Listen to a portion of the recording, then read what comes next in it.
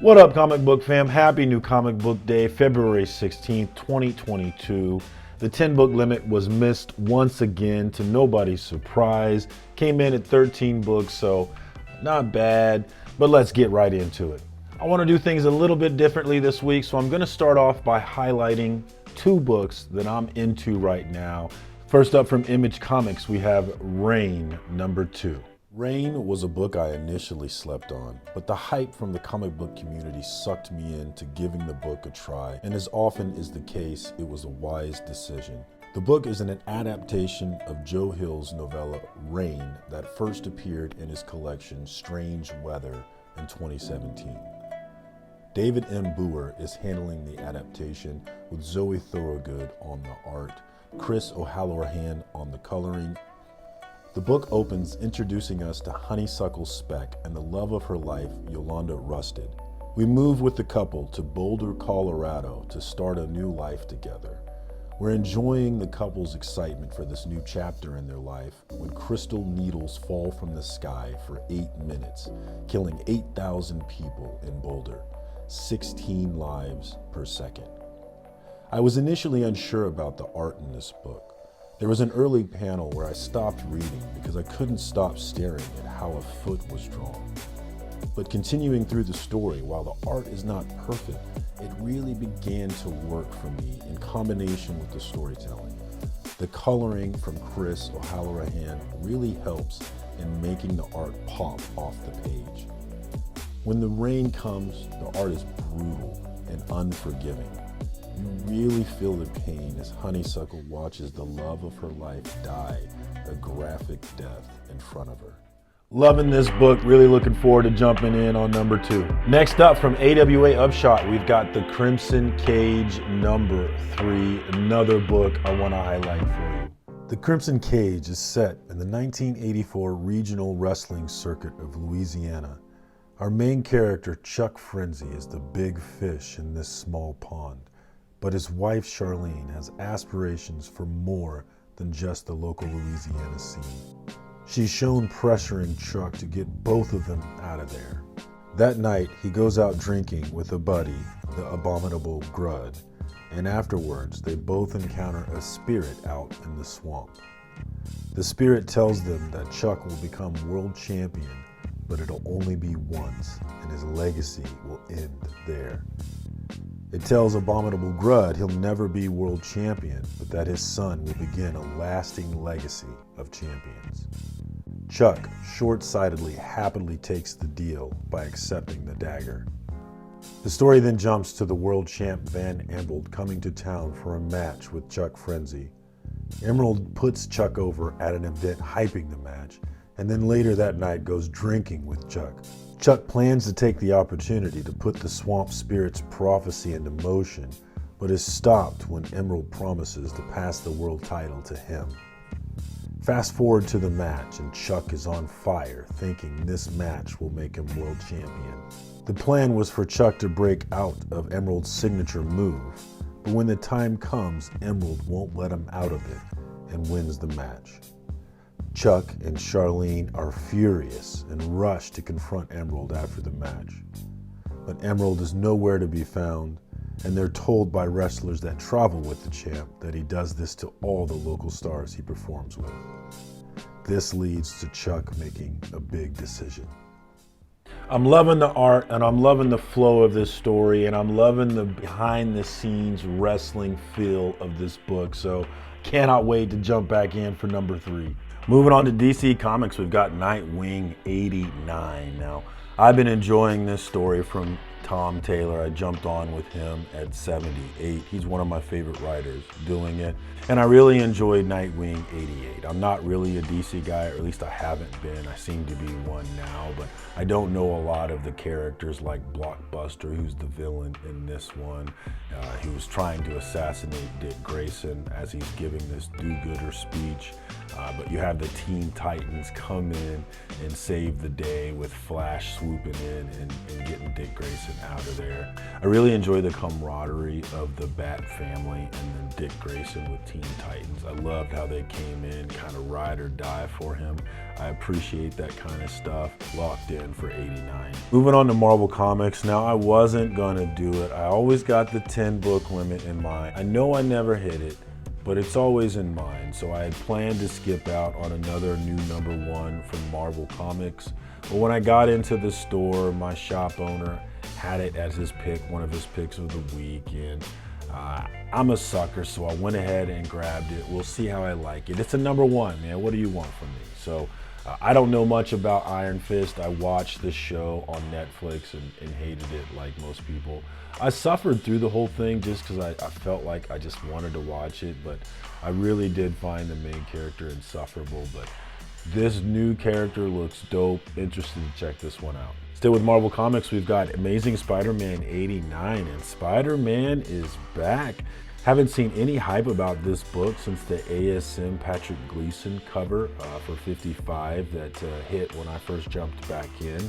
But 88 was a hot book that you couldn't find on a lot of racks that you could normally find this book on. But I did not expect that heat to spill over into 89. But I guess people are excited about Queen Goblin and think she might be spec-worthy.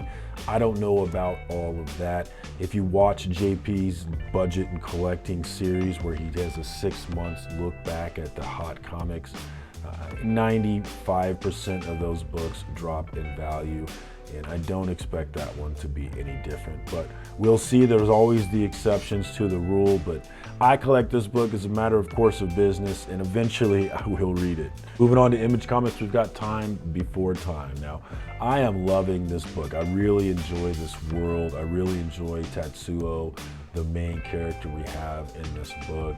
But this really is better read in a trade. Every single time I jump back in on this series, I gotta go back and read previous issues just to reassociate myself with the world. There's time travel in this, and so the story plays a lot of tricks with time and bringing characters back that you may not have necessarily paid attention to. So you gotta go back and remind yourself who this person is and why they're significant, with a lot of different factions and whatnot. So definitely would recommend this book of more in a trade than trying to catch the single issues, but I would recommend this book. I like this story, I like this world, and who knows, with everything getting options, maybe there's some legs to this one. And then I had to get that B cover from Felipe Andrade. I don't know, there's really nothing special about this cover, but it just hits for me. I really like it. It was hard for me to keep it off of my top 10 list, even though I did. But when I got out into the shop and I saw it there, I couldn't leave it there, even with the 10 book limit in mind. Next up, we've got Righteous Thirst for Vengeance from Image Comics. Now, this is a book that I've got to catch up on, but the first 2 books were interesting enough, so I'm still collected. Eventually, I'll get to it. What's the furthest place from here from Image Comics? Now, when I first started reading the first book on this one, I wasn't real sure about it. I didn't know if I liked it or if I was going to even grab #2. But something about the end of the first book hooked me in and made me curious enough about jumping in on #2. And 2 and 3 definitely got me hooked in, and I'm curious about this world. So definitely not a book for everybody. It's a little weird. It's definitely different, but I'm feeling it. We encountered some young kids acting like old people in the last book, and I thought they were super interesting, and I want more of that. So I'm locked in for #4. Still with Image Comics, Silver Coin #9. We've got Vita Ayala writing this one. Different writers writing most of the books, but we've had Michael Walsh on the art, and he sets a beautiful, creepy horror mood in all of these books. I've appreciated the art in all of them, even when I didn't necessarily appreciate the writing. Some of the books have been a little predictable, a little bland, a little boring, but since coming back from the hiatus, I feel like they've been up, and I'm excited to jump back in on #9. Still with Image Comics, we've got Primordial #6, the finale to the series from Jeff Lemire, Andrea Sorrentino on the art. I have read the first 2 books, and then I had to order one of them while I was out of the country, so I was waiting on it, and I just haven't got around to catching up on this one. but there was a real sense that he needed to finish this one well. And the buzz that I'm getting is that he did finish it, but excited to jump in and decide for myself. Still with Image Comics, we've got King Spawn number 7. I'm all in on the Spawn universe. I love that $3 price. I love that cardstock quality on the book, so you cannot go wrong with that. Plus the art is always banging in Spawn books, and I'm really interested in what we've got going on in this story. I've got to do some homework because there's some characters being brought back into the story that obviously I have no clue about as a new reader, but I love the universe and I want to learn about it. Locked in for number 7. All right, and then we've got Animal Castle number 3 from Ablaze. Now, the first one, there was some complaints about the lettering in some spots of the book. And when I did get around to reading it, I saw exactly what they were talking about. But it wasn't enough to detract away from the story in this book. An adaptation of George Orwell's Animal Farm. I'm a big fan of George Orwell. I feel like that man could see far into the future, far further than I can even now, decades later.